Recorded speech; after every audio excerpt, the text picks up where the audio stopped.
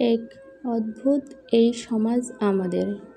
অকারণে স্বামীর হাতে মার খাবেন, আর শ্বশুর শাশুড়ি এসে বলবে, তুমি কেমন মেয়ে, জানো তো ওর মাথা গরম, রাগের সময় ওর সাথে তর্ক করো কেন।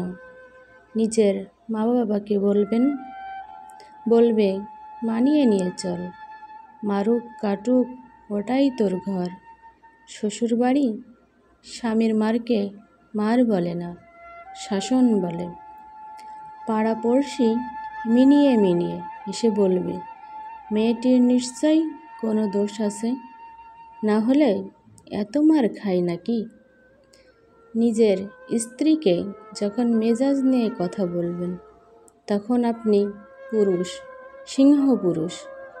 আর যখন নরম নরম গলায় নিচু স্বরে ডাকবেন, তখন আপনি আসল ধারা বেড়াল। সংসারটা আপনার, বউটিও আপনার।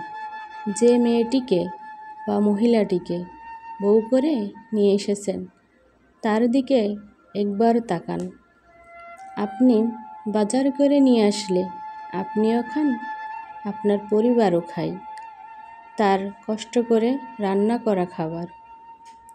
আপনার বাবাকে বাবা এবং মাকে মা বলে ডাকে। আপনার ও আপনার পরিবারের বিপদে আপদে পাশে কাউকে পান আর নাই পান, কেউ পাশে থাকুক আর নাই থাকুক, আজীবন এই মেয়েটি বা এই মহিলাটিকেই পাশে পাবেন, আপনার পাশে, আপনার পরিবারের পাশে।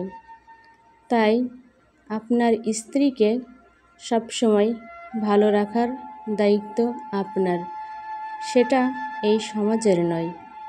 স্ত্রীকে যদি আবশ্যক জ্ঞান করি, তবে সেই স্ত্রী দাসী, আর স্ত্রীকে যদি ভালোবাসি, তবে সে ঘরের লক্ষ্মী।